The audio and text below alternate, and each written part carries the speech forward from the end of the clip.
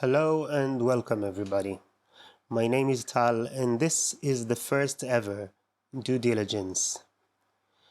This channel is all about finding the best ways to get to the truth, to evaluate propositions, to separate the fake from the real, and to form and inform our opinions. So I thought it could be cool to launch it with a response to another video about similar topics. I chose a video titled, "By the way, questions are not arguments," made by one Cameron Bertuzzi of the YouTube channel Capturing Christianity. I chose this video because at first glance it seems like a meta discussion about how to evaluate propositions, but a closer look leaves me with a different feeling.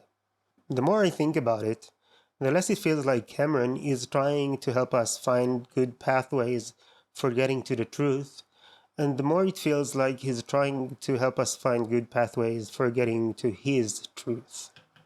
What Cameron says is that when atheists talk about their lack of belief, they use questions to explain where they're coming from, and that this is somehow bad because It's arguments that give us genuine reasons to change or update our beliefs, not questions. Asking the question, why does God allow so much suffering, is not an argument that God doesn't exist. And just for a little added clarity, when I say that questions are not arguments, I mean that this is like a generally true kind of statement. It's a truism. It applies when people ask questions like, who created God? Or why doesn't God heal amputees?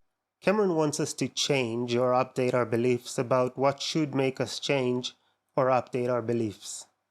But according to his own standards, the only thing that actually gives us genuine reason to do that would be an argument. Yet for some reason, he doesn't present an argument anywhere in this video. Also, notice how this early on, when he just wants to explain what he means, he only uses atheists' questions as examples. I think the reason for this is that he doesn't want us to take what he says here and use it against his side of the God discussion. He wants to get us to dismiss the questions which might make us doubt God's existence, but we better not dismiss the questions which would get us to believe in God also.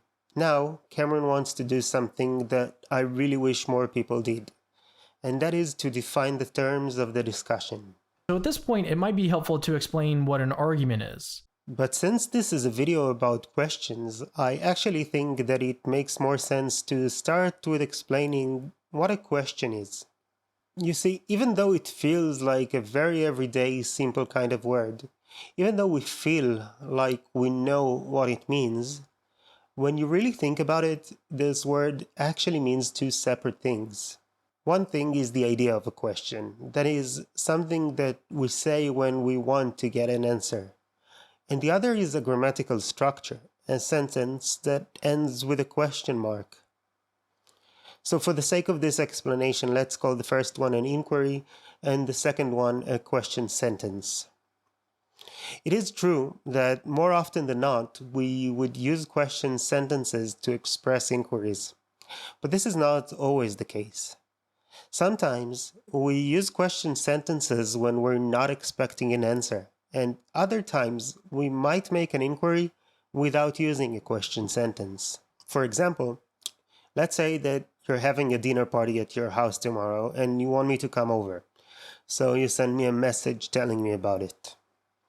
If I respond saying something like, "Why not?" then even though I'm using a question sentence, you know that I'm not actually waiting for a list of all the reasons why I shouldn't come, right? I'm not really making an inquiry here. I'm just letting you know that I accept the invitation. But on the other hand, let's say that I say something like, "Only if you're not using cilantro this time."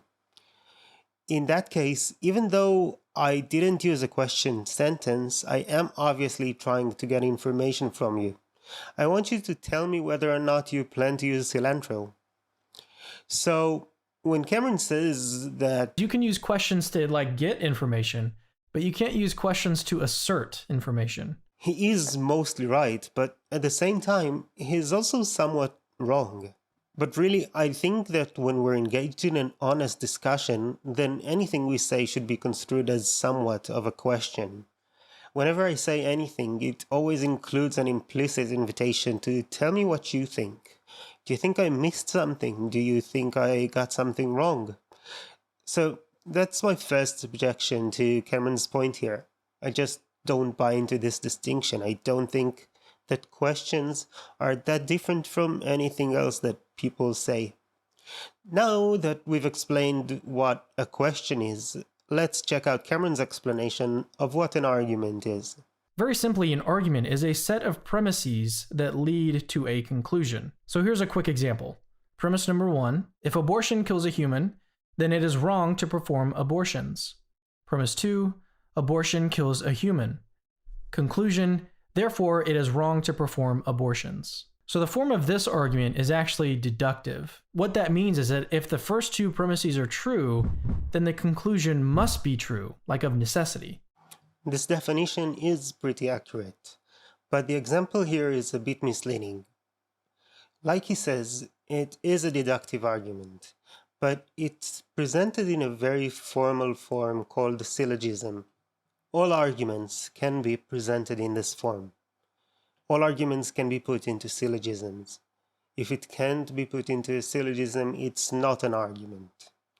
But the fact that all arguments could be put into syllogisms doesn't mean that all arguments must be put into syllogisms.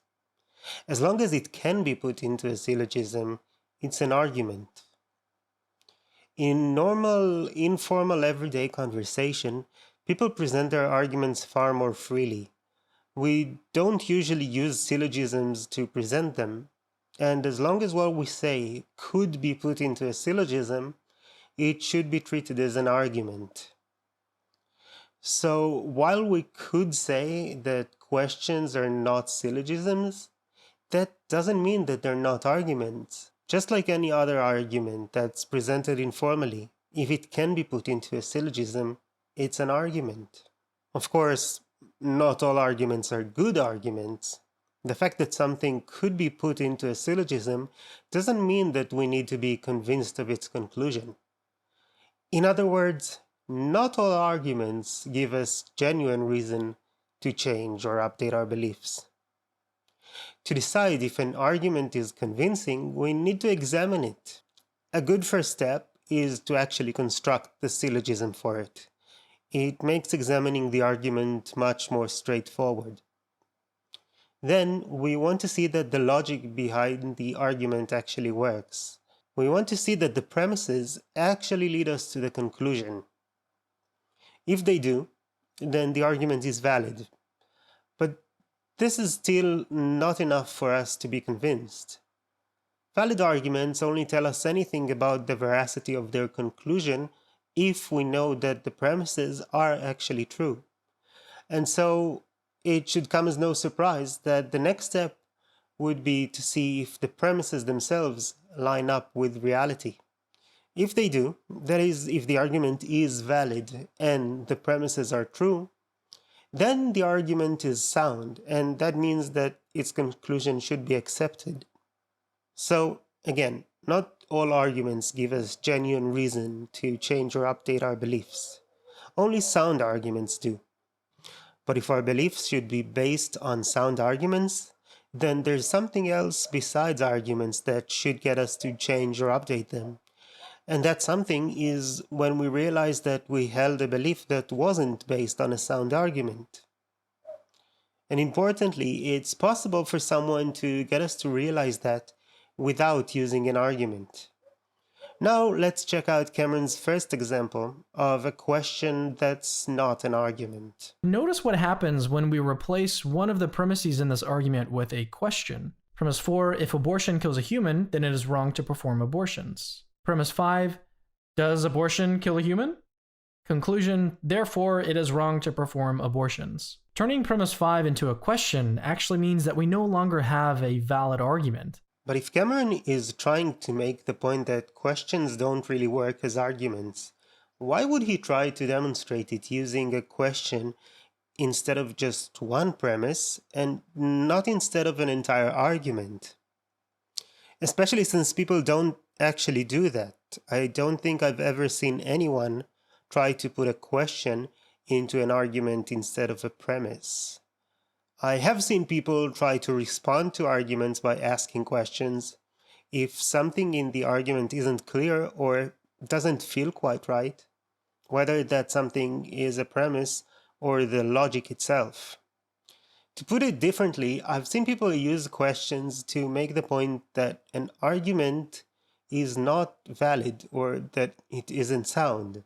The question then isn't used to make an argument, but rather to challenge an argument, to make the point that the argument is not convincing, and to invite the person making the argument to make a stronger case for it. The question in this example could be raised by someone to make the point that it's not so clear that abortion does in fact kill a human. The point is that the argument isn't sound, and as we said, it's possible to make that point without a full argument.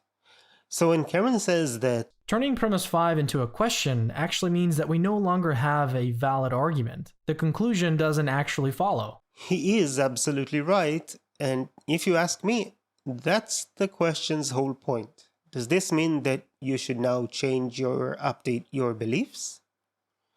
Well, if you base your beliefs on this argument, and you can't really provide an answer to this question, then this question should get you to realize that you based your belief on an argument that wasn't sound. And as we said before, that does give you a genuine reason to change or update that belief. Cameron's issues with questions are not limited to questions that challenge premises, though. When atheists ask questions like, why would an all-loving God allow something as terrible as the Holocaust? It might be tempting to think, I can't really think of a reason why God would allow that, so maybe God doesn't exist. Just a small point, I don't think that people actually ask, why would an all-loving God allow something like the Holocaust? I think that what they ask is, why would an all-loving, all-powerful God allow something like the Holocaust? This all-powerful part kind of changes the essence of the question. But none of that actually logically follows. To see why, let's spell out all the reasoning and put it into an argument. Premise number 7. I can't think of a reason why God would allow the Holocaust. Conclusion, therefore God doesn't exist. Now, this is interesting. Cameron switched conclusions on us. When he said, none of that actually logically follows, he was talking about how this question shouldn't get you to think maybe God doesn't exist. He doesn't want us to think that maybe God exists. He wants us not to entertain the notion that maybe God doesn't. But proving something like that is really hard.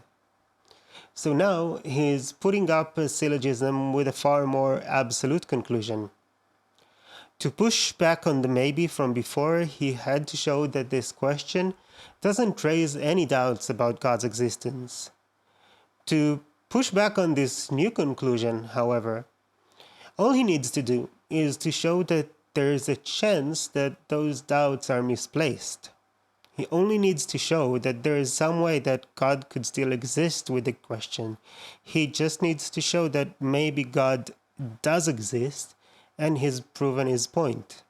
It's okay that Cameron wants to disprove something that's easier to disprove, but wouldn't it be more honest of him not to make empty promises? Not to make it seem like he's going to prove that there is no way that this question can make you doubt God's existence if he's not going to actually follow through. Isn't there a chance that people might get these conclusions mixed up in their heads and go away feeling like Cameron actually proved that it's impossible to get to the maybe conclusion? When Cameron says that he wants to take all the reasoning and put it into an argument, what he actually means is that he wants to present us with a syllogism for an argument that might be presented by this question that would lead us to that conclusion. As we said before, if it can be put into a syllogism, it's an argument. But Cameron is so eager to explain to us why he thinks it's a bad argument that he doesn't even realize that in doing so he admits that this is an argument. And if even he admits that this question is an argument, then there's a bit of a contradiction between that and his statement that questions are not arguments. It's hard to accept it as a generally true kind of statement, a truism, if you will. It seems that not even Cameron is convinced by this. And of course, the fact that it's an argument doesn't necessarily mean that it's a valid argument, let alone a sound one. If we want to decide whether or not this argument gives us genuine reason to change or update our beliefs, then we should actually examine it. But to do that, we first have to acknowledge that this is an argument. And this is the very thing that Cameron is trying to get us not to do. And not only does this question undermine his message that questions aren't arguments, I think it also fails to refute the argument itself. Premise number 7. I can't think of a reason why God would allow the Holocaust. Conclusion, therefore God doesn't exist. The conclusion God doesn't exist doesn't actually follow from premise 7 unless we add an additional premise, number 8. If I can't think of a reason why God would allow the Holocaust, then God doesn't exist. But when you lay it out in a complete argument, you can see that the reasoning here is actually pretty weak. If he was really honest about examining this argument, especially if he wanted to reject it but to do so honestly, then he should have done something called steel manning. That is, the syllogism that he should have gone with was supposed to be based on the most charitable interpretation of the argument, and should have been the strongest syllogism he could come up with. Instead, he chose a version that is actually pretty weak. If this weakness had to do with the fact that the argument was presented in the form of a question, then it would actually help his point that questions don't make good arguments. But that's not what's going on here. The weakness here has nothing to do with the fact that the argument was first presented as a question, and everything to do with the fact that this is how Cameron wanted to present it. It wouldn't have been hard for Cameron to find another syllogism which is stronger and more convincing. For example, he could have gone with a syllogism that's something like this one. Premise 1a. If someone loves you, they will do anything in their power to stop you from experiencing anything like the Holocaust. Premise 1b. If someone is all-powerful, then anything is within their power. Conclusion 1c. If someone all-powerful loves you, you will not experience anything like the Holocaust.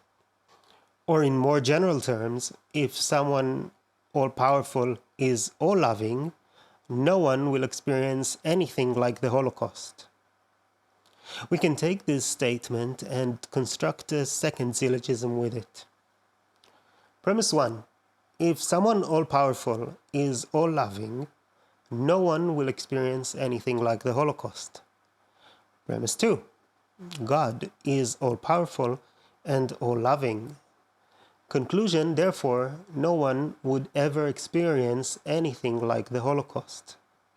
Part of the beauty of deductive arguments is that we can use them to get information not just about their conclusion, because while their definition explicitly tells us that if the argument is valid and the premises are true, then the conclusion must be true. What that tells us implicitly is that if the argument is valid and the conclusion is false, then it is impossible for all the premises to be true, meaning that at least one of the premises must be false. Like of necessity. Here we know that the conclusion is false, which means that we know that at least one of the premises is also false. Cameron would probably want to say that the first premise here is false, and that there is no contradiction between an all-powerful, all-loving God and the Holocaust. But others, myself included, might say that premise 1 is definitely true, I mean, it's intuitive and it's true by definition. If the words all powerful and all loving mean anything, it must be true. We've even gone a step further by proving its veracity using a sound deductive argument. And may I remind you that sound arguments are the things that we should base our beliefs on. So if premise 1 is true and the conclusion is false, premise 2 must be false. This means that God is either not all-loving or not all-powerful, or he might be neither, or, and here's the kicker, maybe God doesn't exist. In any case, an all-loving, all-powerful God does not exist. Importantly, this isn't the only syllogism that Cameron could have used to steelman this argument. This was not a small bullseye that he had to hit, and the fact that he missed it makes me wonder if he actually even tried to hit it. Here's just one more example. Premise 1. If an all-powerful, all-loving God exists, no being would ever suffer. Premise 2. The Holocaust caused suffering. Conclusion, therefore, an all-loving, all-powerful God does not exist. But as far as I know, in most Western cultures, the word God inherently refers to an all-loving, all-powerful being. So we might as well remove these redundant words to make the whole argument more concise. Premise 1. If God exists, no being would ever suffer. Premise 2. The Holocaust caused suffering. Conclusion, therefore, God does not exist. So, we can derive an argument from this question. And not only that, this argument can actually get us to think that maybe God doesn't exist. And with the right phrasing, we can even get to the absolute conclusion that God does not exist. Needless to say that the fact that we have an argument that could get us there doesn't necessarily mean that we should change or update our beliefs. As I said already, what we should do is examine the argument's validity and soundness. And there is plenty that could be said in response to this argument. It's far from being as clear-cut as I present it here. This is a huge discussion that's been going on for ages. It's called the problem of evil, and people have been studying it and talking about it literally for centuries. Obviously, I'm not trying to present an exhaustive case here. I'm not trying to get you to the conclusion that God does not exist. I'm only trying to show you how bad Cameron's representation of this argument was. Cameron emphasizes another thing here, which I think is really important to address. The conclusion God doesn't exist doesn't actually follow from premise 7 unless we add an additional premise, number 8. If I can't think of a reason why God would allow the Holocaust, then God doesn't exist. Here Cameron is hinting at an incredulity fallacy. He's trying to say that the reason why people go from why would an all-loving, all-powerful God allow something like the Holocaust to maybe God doesn't exist is simply because they can't think of a reason why God would allow it, and so they assume that there is no way that he would, and therefore that since he didn't stop it from happening, it must mean he simply wasn't there. This criticism of the argument of the problem of evil is not without its merits, and it definitely deserves some consideration, but it has nothing to do with the fact that the argument was brought up as a question, or with it raising doubts about God's existence. Actually, some of the best-known arguments for God, like the watchmaker analogy, or the moral argument, or pretty much any cosmological argument out there, literally tell you how the fact that you might not be able to find a good explanation for something is good enough reason for you to accept that God did it, and by extension that God exists. I really believe we should always be on the lookout for fallacies, and I think that bringing this up within this context of a video about atheists' questions might actually make the viewer less vigilant for fallacies when they occur elsewhere. But since this incredulity fallacy point is really important for Cameron, he now wants to bring up this analogy in which love or kindness or morality or something is chess. And he says that God is the chess master, whereas the rest of us are all chess amateurs. That'd be like saying that amateur chess players could rationally infer that the chess grandmaster is incompetent because they can't make sense of some of his moves. This analogy is begging the question 101. I mean, the only way for it to hold is if we already agree on there being a chess master and on who that chess master is.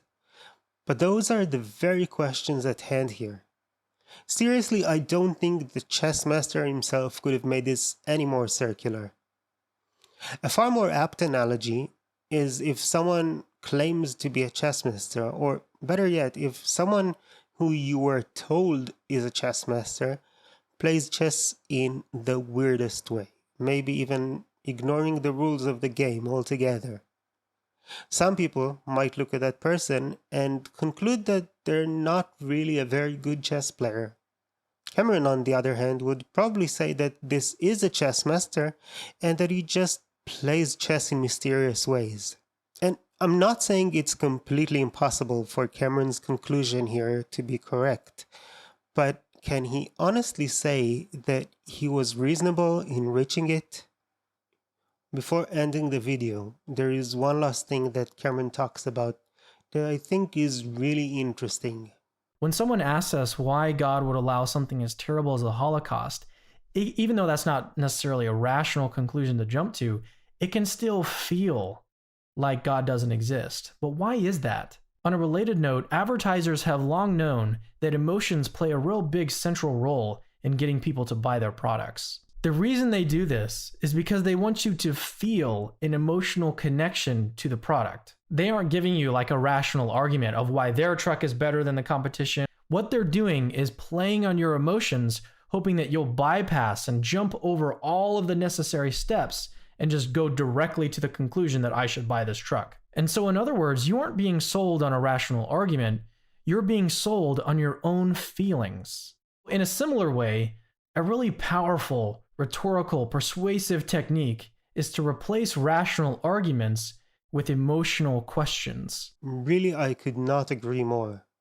And might I just add that every bit as powerful a rhetorical, persuasive technique is replacing rational questions with emotional arguments, or should I say, emotional assertions. Because, you see, just like the criticism of the incredulity fallacy from before, this might be fair criticism, but it's not fair criticism of questions or of atheist arguments. These manipulations are every bit as bad when they occur in non-question sentences, or when they are used to try to get you to believe in God. For example, here's a guy trying to use your desire for meaning, maybe even your fear of lack of meaning, to get you to believe that God exists. And here's another example. This time it's a guy trying to get you to dismiss questions that challenge the idea that God exists by making you feel like actually thinking about these questions is not a rational, reasonable thing to do. Even though it's obvious that questions aren't arguments, questions can sometimes still feel like arguments. And click on the link in the description below for another example, this time of a guy trying to use bait and switch tactics to get you to think that the problem of evil shouldn't even get you to think that there is a chance that God doesn't exist. Though if you've been paying attention, I am pretty sure that you already know what you're gonna find there.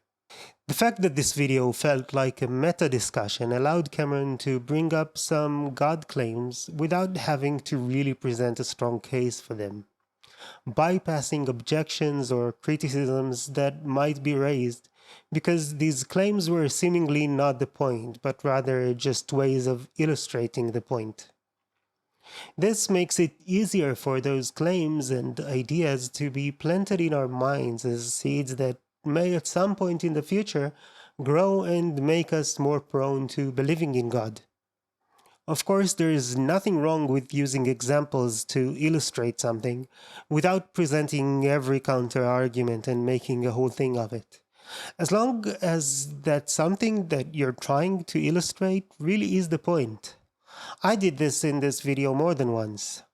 And I'm not saying that that wasn't the case with Cameron. Maybe he actually believes the point that questions are not arguments, and that really was the motivation behind the video. All I can say is that for a smart guy like Cameron, the case that he made for this claim was suspiciously weak. I probably don't need to say it, but I'm not expecting anyone to just take my word for it. I really encourage you to go and do your own due diligence. The link to Cameron's full video can of course be found in the description, and if you haven't seen it, then I think that you should.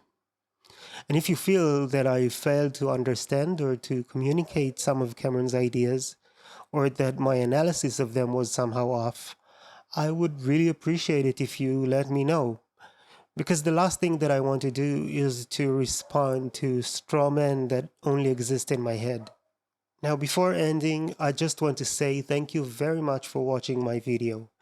If you want to help me make more videos like this one, right now the best thing you can do for me is to help spread the word. Comment on this video, like it, share it, subscribe to my channel, find me on social media. Information on more ways to help out is in the description below. Thank you all again and have a good one.